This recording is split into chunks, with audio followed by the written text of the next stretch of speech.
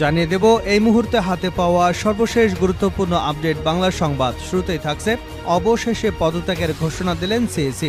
পদত্যাগের ঘোষণা দিলেন প্রধান নির্বাচন কমিশনার সিইসি কাজী হাবিবুল আউয়াল। বৃহস্পতিবার দুপুর 12টায় সংবাদ সম্মেলনে প্রধান নির্বাচন কমিশনার ইসি পদত্যাগের ঘোষণা দিয়েছেন। এরপর 12টা 12 সাংবাদিকদের সামনে পদত্যাগপত্রে সই করেন তিনি। হাবিবুল আউয়াল ছাড়াও বর্তমান কমিশনের বাকি 4 সদস্য ব্রিগেডিয়ার জেনারেল অবসরপ্রাপ্ত মোহাম্মদ আহসান হাবিব, বেগম রাশেদা সুলতানা, মোহাম্মদ আলমগীর ও মোহাম্মদ আনিসুর রহমানও পদত্যাগ করেছেন বলে জানিয়েছেন সিইসি। এবারে জানাবো বিএনপি নেতা আজমের বিরুদ্ধে চাঁদাবাজির অভিযোগ। বাংলাদেশ জাতীয়তাবাদী দল বিএনপির কেন্দ্রীয় ভাইস চেয়ারম্যান অ্যাডভোকেট আহমেদ আজম খানের বিরুদ্ধে চাঁদাবাজির অভিযোগ করেছেন এক শিল্পপতি। চাঁদা দিতে রাজি না হয় ওই শিল্পপতির টাঙ্গাইল শহরের বাড়িতে হামলা চালিয়ে ভাঙচুর করা হয়। এই ঘটনায় তিনি থানায় অভিযোগ দায়ের করেছেন। জানাবো বাংলাদেশে থাকা 26 লাখ ভারতীয়র চাকুরি বাতিল করতে বলল আওয়ামী লীগ। বাংলাদেশের বিভিন্ন প্রতিষ্ঠানে চুক্তিভিত্তিক 26 লাখ ভারতীয় নাগরিক চাকুরি করেন, এমন দাবি দেশের বিভিন্ন রাজনৈতিক সংগঠনের বহুদিনের। অভিযোগ ছিল হাসিনা সরকার তাদের বিভিন্ন প্রতিষ্ঠানে সুযোগ করে দিয়েছিল। এবার সেই শেখ হাসিনার দল থেকে দাবি তোলা হয়েছে এসব ভারতীয়দের চাকুরিচ্যুত করার। জানিয়ে দেব যাত্রী ছাউনি ভেঙে সহজের জমিতে হচ্ছে স্বেচ্ছাসেবক দলের অফিস। ঝালকাঠি জেলার নলছিটি উপজেলার ষাটপাকিয়া বাস স্ট্যান্ডে বরিশাল পিরোজপুর মহাসড়কের পাশে সড়ক ও জনপথ বিভাগের জায়গায় যাত্রী ছাউনি নির্মাণ করা হয়। যাত্রীদের সুবিধার্থে 2011 সালে 3.5 লাখ টাকা ব্যয়ে সহজের কর্তৃপক্ষের অনুমতি নিয়ে সংগঠনের নিজস্ব অর্থায়নে যাত্রী ছাউনিটি নির্মাণ করে ঝালকাঠি রোটারি ক্লাব। কিন্তু 5 অগাস্ট সরকারের ক্ষমতা বদলের পর থেকে ইউনিয়ন স্বেচ্ছাসেবক দলের অফিস করবার অভিযোগ পাওয়া গেছে মুকুল হায়দারের নামে বিএনপির এক কর্মীর বিরুদ্ধে। এদিকে কুমিল্লায় নিজ ঘরে মা ছেলেসহ 3 জনকে হত্যা। কুমিল্লার হোমনায় মা ছেলেসহ 3 জনকে নিজ ঘরে হত্যা করেছে দুর্বৃত্তরা। হত্যার পর গলায় ওড়না পেঁচিয়ে 3 জনকে শোবার ঘরের একটি খাটের উপরে ফেলে গেছে তারা। বৃহস্পতিবার সকালে উপজেলার ঘাগুটিয়া ইউনিয়নের বড় ঘাগুটিয়া গ্রামের ভূঁইয়াবাড়ি থেকে নিহতদের মরদেহ উদ্ধার করেছে পুলিশ। এর আগে গতকাল বুধবার রাতে কোনো এক সময় তাদেরকে হত্যা করে ফেলে রাখা হয়। এবং সর্বশেষ জানাবো বিএনপির নাম ভাঙিয়ে কেউ সন্ত্রাসী কর্মকাণ্ড করলে ছাড় দেওয়া হবে না, এমন হুঁশিয়ারি দেন ঢাকা মহানগর উত্তর যুবদলের সাবেক সভাপতি SM জাহাঙ্গীর। বুধবার দুপুরে উত্তরা নিজ বাসভবনে সংবাদ সম্মেলনে তিনি একথা বলেন। এতক্ষণ শিরোনাম শুনছিলেন, এবার বিস্তারিত। প্রিয় দর্শক, আপনি যদি এই চ্যানেলে নতুন হয়ে থাকেন, ভিডিওটি দেখতে দেখতে চ্যানেলটি সাবস্ক্রাইব করে আমাদের সঙ্গে থাকুন। আর এই ভিডিও সম্পর্কে আপনি আপনার মূল্যবান মতামতটি কমেন্ট বক্সে জানিয়ে দিন।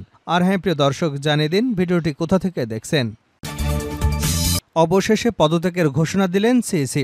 পদত্যাগের ঘোষণা দিলেন প্রধান নির্বাচন কমিশনার কাজী হাবিবুল আউয়াল। বৃহস্পতিবার দুপুর 12টায় সংবাদ সম্মেলনে প্রধান নির্বাচন কমিশনার সিইসি পদত্যাগের ঘোষণা দিয়েছেন। এরপর 12টা 12 সাংবাদিকদের সামনে পদত্যাগপত্রে সই করেন। হাবিবুল আউয়াল ছাড়া বর্তমান কমিশনের বাকি 4 সদস্য ব্রিগেডিয়ার জেনারেল অবসরপ্রাপ্ত মোহাম্মদ আহসান হাবিব খান, বেগম রাশেদা সুলতানা, মোহাম্মদ আলমগীর ও মোহাম্মদ আনিসুর রহমানও পদত্যাগ করেছেন বলে জানান ইসি। হাবিবুল আউয়াল বলেন, দেশের উদ্বুদ্ধ পরিস্থিতিতে আমরা পদত্যাগের সিদ্ধান্ত নিয়েছি। রাষ্ট্রপতির কাছে আমরা পদত্যাগপত্র জমা দেব। তাদের পদত্যাগকে কেন্দ্র করে নির্বাচন কমিশন এলাকায় বিশেষ নিরাপত্তা ব্যবস্থা জোরদার করা হয়েছে। আইডি কার্ড ছাড়া ভিতরে প্রবেশে নিষেধাজ্ঞা জারি করা হয়েছে। সাংবাদিকদের সামনে আসার আগে বেলা 11টায় ইসি সচিবালয় সব কর্মকর্তাদের সঙ্গে সৌজন্য বিনিময় করেছেন। এর আগে পদত্যাগের বিষয়ে নির্বাচন কমিশন 2 শীর্ষ কর্মকর্তা জানিয়েছেন। সিইসি 4 ইসি সহ পদত্যাগের পর নির্বাচন কমিশন সচিবালয় তাদের পদত্যাগপত্র রাষ্ট্রপতি মোহাম্মদ শাহাবুদ্দিনের কাছে পাঠাতে বলবেন। ছাত্র জনতার গণঅভ্যুত্থানের মুখে শেখ হাসিনা পদত্যাগ করে ভারতে পালিয়ে যান। গত 6 অগাস্ট রাষ্ট্রপতি দ্বাদশ সংসদ ভেঙে দেন। নির্বাচন কমিশন কর্মকর্তারা জানিয়েছেন, ভেঙে দেওয়ার 90 দিনের মধ্যে সংসদ নির্বাচন অনুষ্ঠানের সাংবিধানিক বাধ্যবাধকতা থাকায় নির্বাচন কমিশনাররা পদত্যাগের সিদ্ধান্ত নিয়েছেন। কাজী হাবিবুল আউয়ালের নেতৃত্বাধীন নির্বাচন কমিশন 2022 সালের 27 ফেব্রুয়ারি 5 বছরের জন্য কার্যভার গ্রহণ করে। আওয়ামী লীগ শাসন আমলে বিতর্কের কেন্দ্রবিন্দুতে ছিল নির্বাচন কমিশন। বর্তমান নির্বাচন কমিশন গত জাতীয় নির্বাচন অনুষ্ঠানের জন্য সমালোচিত হয়েছে। সে নির্বাচনকে অংশগ্রহণমূলক দেখাতে ডামি স্বতন্ত্র প্রার্থী দিতে হয়েছিল আওয়ামী লীগকে। বিএনপি নেতা আজমের বিরুদ্ধে চাঁদাবাজির অভিযোগ। বাংলাদেশ জাতীয়তাবাদী দল বিএনপির কেন্দ্রীয় ভাইস চেয়ারম্যান অ্যাডভোকেট আহমদ আজম খানের বিরুদ্ধে চাঁদাবাজির অভিযোগ করেছেন এক শিল্পপতি। চাঁদা দিতে রাজি না হয় ওই শিল্পপতির টাঙ্গাইল শহরের বাড়িতে হামলা চালিয়ে ভাঙচুর করা হয়। এ ঘটনায় তিনি থানায় অভিযোগ দায়ের করেছেন। তবে জেলা বিএনপি নেতারা অভিযোগটি অস্বীকার করে বলেন, আহমেদ আজম খান ষড়যন্ত্রের শিকার। চাঁদা দাবির অভিযোগ করা শিল্পপতি মনির আহমেদ, তিনি এশিয়াটিক কোম্পানির ব্যবস্থাপনা পরিচালক। তার বাড়ি টাঙ্গাইল শহরের পূর্ব আলাতলা পাড়ায়। মনিরের ঢাকা এবং গাজীপুর ও টঙ্গীতে শিল্প প্রতিষ্ঠান রয়েছে। বুধবার সন্ধ্যায় মনির তার বাসভবনে এক সংবাদ সম্মেলনে এমন অভিযোগ করেছেন। এর আগে মঙ্গলবার রাতে তিনি টাঙ্গাইল সদর থানায় লিখিত অভিযোগ দায়ের করেন। সংবাদ সম্মেলনে শিল্পপতি মনির আহমেদ জানান, মঙ্গলবার তার বাসভবনে কয়েকজন স্বজনকে দুপুরে খাবারের আমন্ত্রণ করেছিলেন। তাদের মধ্যে সখীপুর উপজেলা বিএনপির সাবেক সভাপতি শেখ হাবিব সহ কয়েকজন ছিলেন। বেলা 2:30টার দিকে আজম খানের অনুসারী 20 থেকে 25 জন নেতাকর্মী তার বাসায় প্রবেশ করে 50 লাখ টাকা চাঁদা দাবি করেন।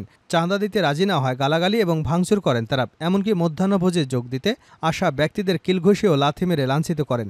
মনির বলেন, এই ঘটনা 3 থেকে 4 দিন আগে এক লোক তার কাছে এসে আজমকে ফোন ধরিয়ে দেন। তখন আহমেদ আজম খান তাকে বলেন, ভবিষ্যতে টাঙ্গাইল 8 আসন থেকে তিনি নির্বাচন করবেন, তাই 50 লাখ টাকা দিয়ে সহযোগিতা করতে হবে।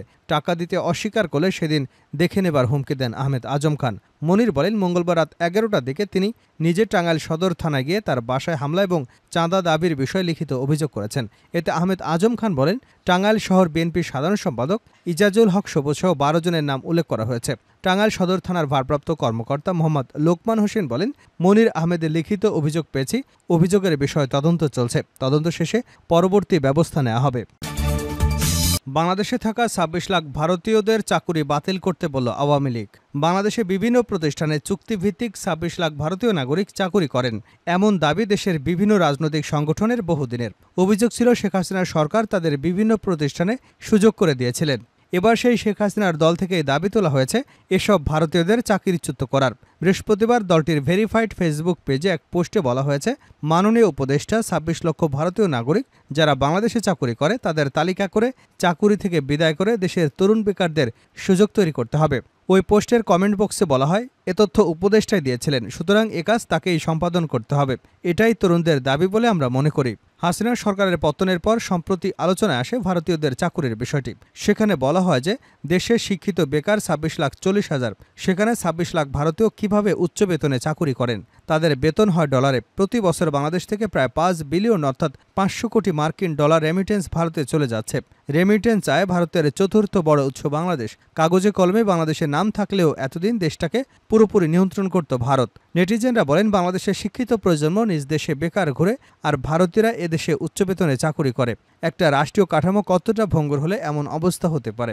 উল্লেখ্য, ছাত্র জনতার গণঅভ্যুত্থানের মধ্য দিয়ে পতন হয় হাসিনা সরকারের। মাত্র 45 মিনিটের মধ্যে দেশ ছেড়ে ভারতে পালিয়ে আশ্রয় নেন শেখ হাসিনা। আপাতত সেখানেই অবস্থান করছেন তিনি। যাত্রী ছাউনি ভেঙে সওজের জমিতে স্বেচ্ছাসেবক দলের অফিস। ঝালকাঠি জেলার নলছিটি উপজেলার ষাটপাকিয়া বাস স্ট্যান্ডে বরিশাল পিরোজপুর মহাসড়কের পাশে সড়ক ও জনপথ বিভাগের জায়গায় যাত্রী ছাউনি নির্মাণ করা হয়। যাত্রীদের সুবিধার্থে 2011 সালে 3 লাখ টাকা ব্যয়ে সওজের কর্তৃপক্ষের অনুমতি নিয়ে সংগঠনের নিজস্ব অর্থায়নে যাত্রী ছাউনি নির্মাণ করে ঝালকাঠি রোটারি ক্লাব। কিন্তু গত 5 আগস্ট বিকেলে বৈষম্যবিরোধী ছাত্র আন্দোলনের মাধ্যমে সরকার পতনের পর যাত্রী ছাউনিটি ভেঙে ইউনিয়ন স্বেচ্ছাসেবক দলের অফিস করার অভিযোগ পাওয়া গেছে মুকুল হায়দারের নামে এক বিএনপির কর্মীর বিরুদ্ধে। সরজমিনে গিয়ে দেখা যায় যাত্রী ছাউনিটি ভেঙে একটি স্থাপনা নির্মাণের প্রস্তুতি চলছে। সেটি ইউনিয়ন স্বেচ্ছাসেবক দলের অফিস করা হবে বলে জানা গেছে। অভিযুক্ত মুকুল হাওলাদার বলেন, আমাদের দোকানের সামনে যাত্রী ছাউনি করা হয়েছিল, তাই এটিকে ভেঙে দিয়েছি। পরবর্তীতে বিএনপি লোকজনকে অফিস করার জন্য আমি প্রতিশ্রুতি দিলে তারা জায়গাটি দখলমুক্ত করতে সহযোগিতা করে। সেখানে অফিস করার জন্য ঘর নির্মাণ করা হচ্ছে। ভৈরব পাশা ইউনিয়ন স্বেচ্ছাসেবক দলের আহ্বায়ক শহীদুল ইসলাম বলেন, যাত্রী ছাউনিটি মুকুল হাওলাদার ভাঙচুর শুরু করলে আমরা নেতাকর্মীরা তাকে বাধা দেই। পরবর্তীতে অফিস করার জন্য তার কাছে জায়গাটি ভাড়া নিয়ে কাজ শুরু করে। ঝালকাঠি রোটারি ক্লাবের সাবেক সভাপতি এজে মোর্শেদ বলেন, সড়ক ও জনগণের অনুমতি নিয়ে যাত্রী ছাউনিটি করা হয়েছিল, কিন্তু এটিকে ভেঙে দিয়ে স্থাপনা করা হয়েছে। এটা খুবই দুঃখজনক ব্যাপার। সর্বশেষ জানাবো, বিএনপির নাম ভাঙিয়ে কেউ সন্ত্রাসী কর্মকাণ্ড করলে ছাড় দেওয়া হবে না। বিএনপির নাম ভাঙিয়ে কেউ দখল, চাঁদাবাজি বা সন্ত্রাসী কর্মকাণ্ড করলে ছাড় দেওয়া হবে না বলে হুঁশিয়ারি দেন ঢাকা মহানগর উত্তর যুবদলের সাবেক সভাপতি এস এম জাহাঙ্গীর। দুপুরে উত্তরার নিজ বাসভবনে সংবাদ সম্মেলনে তিনি এমন কথা বলেন। তিনি বলেন, ঢাকা 18 আসনে গত 2 যুগেরও বেশি সময় ধরে আমি বিএনপিকে সুসংগঠিত করতে নিরলসভাবে কাজ করে যাচ্ছি। তারই ফলশ্রুতিতে আমাকে গত নির্বাচনে ধানের শীষের প্রতিনিধি হিসেবে মনোনয়ন প্রদান করা হয়েছিল। স্বাভাবিকভাবে আমার কাছে হাজারো নেতাকর্মী যোগাযোগ রেখে দলীয় কর্মকাণ্ড পরিচালনা করেন। এই নেতা বলেন, 2-3টি খবরের কাগজে উত্তরায় চাঁদাবাজি, দখলদারির কাল্পনিক ঘটনা উল্লেখ করে প্রতিবেদন প্রকাশ করেছে। দুর্ভাগ্যজনকভাবে সেখানে আমার নাম জড়ানো হয়েছে, যা খুবই দুঃখজনক, অসত্য, ভিত্তিহীন। আমি এসব বানোয়াট অভিযোগের তীব্র নিন্দা ও প্রতিবাদ জানাচ্ছি। আপনাদের মাধ্যমে আমি স্পষ্ট করে বলতে চাই, বিএনপিতে কোনো চাঁদাবাজে ঠাঁই হবে না। কেউ যদি ব্যক্তিগতভাবে দলীয় আদেশ অমান্য করে, তবে অপকর্মে লিপ্ত হয়, তাহলে সেই দায় দল বা আমি মেনে নেব না। আমি দল থেকে তাদের বিরুদ্ধে সাংগঠনিক ব্যবস্থা গ্রহণ করবার জন্য অনুরোধ করব এবং তাদের বিচারের জন্য আইনশৃঙ্খলা বাহিনীকে সহায়তা করব। সবশেষে তিনি সাংবাদিকদের সহযোগিতা কামনা করেন।